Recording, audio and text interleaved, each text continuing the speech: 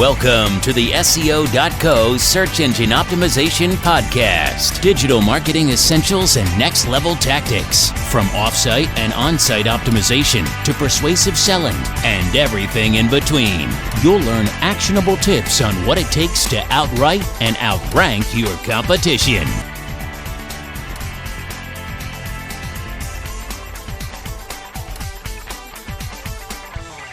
Hello and welcome back. In recent episodes, we've talked a lot about coming up with a content marketing strategy, something that you actually write down and plan out. And today I want to talk about the first step in that strategy, and that is the research phase. We've talked a lot about how important it is for you to have raw information, and that information needs to be objective rather than relying on your own assumptions and instincts.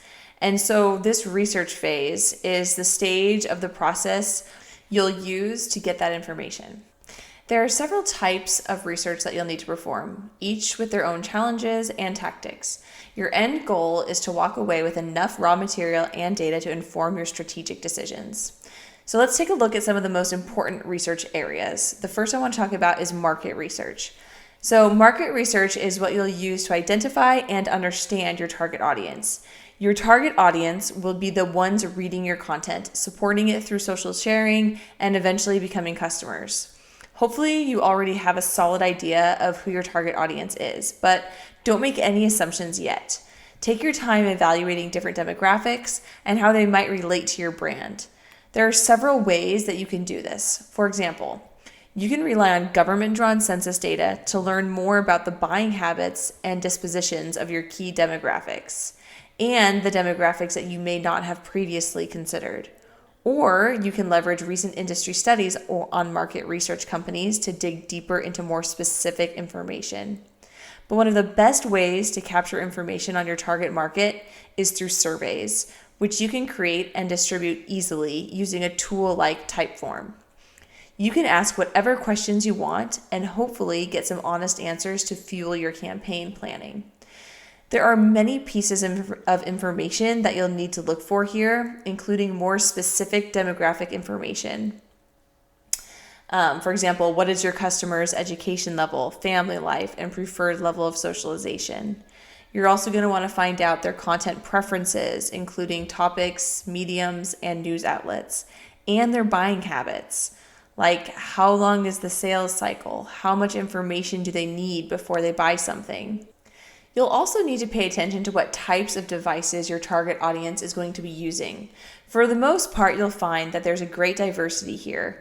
More users are opting for multi-platform access to content, switching between desktop devices, tablets, and smartphones throughout the day. Still, you'll find that your demographics and your industry likely favor one device more than the others, and you'll need to make your content compatible with all devices, but you might bear one in mind more than the others. Another thing you'll want to consider is the preferred media types. There are many different types of media, and all of them qualify as content. Don't get lost in thinking that content marketing is all about written content. It's often a major constituent, but don't neglect things like images, videos, and audio streams. Beyond that, there are multiple methods of serving these mediums, such as various channels and file types and many formatting variables, such as length and overall presentation. Most content marketing strategies will benefit from using multiple of these media types simultaneously, but the one way to figure out which ones are best for you and your audience is to research it. So that brings us to competitive research.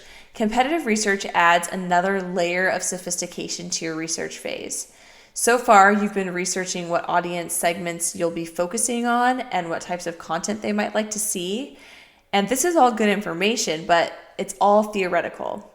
Competitive research helps you see content marketing in a live environment and in your niche, no less. So make a list of your direct and indirect competitors and take a look at what they're doing for their own content marketing campaigns.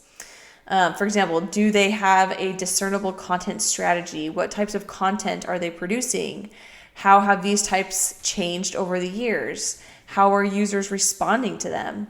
This information will give you a sneak peek at what strategies work and which ones don't for your target audience, assuming you share similar demographics. And as an added bonus, you'll learn various weak points in your competitors' strategies. The last aspect of research that I wanted to address in this podcast is keyword research. And keyword research is specifically done for SEO. Even if you don't plan on investing heavily in an independent SEO campaign, it's worth doing. So here your goal is to uncover various keywords and keyword phrases that might serve as good targets for content topics. Keywords as they exist in SEO have changed dramatically over the past several years, but they still serve an important role. Rather than stuffing high traffic keywords into your content over and over, you'll be using these keywords as the basis for your article topics in rotation to help you better meet the needs of your target audience. I won't dig too far into keyword research here because that could, take a full episode in and of itself. But suffice it to say, your research should examine two qualities in detail: the search volume and the level of competition. The higher the search volume, the more potential value the keyword has, and the lower the competition, the easier it will be for you to rank for it in search results. Again, keep any keyword insights that you find here in balance. Your primary goal is to produce good content, write it for readers, and not for search engines.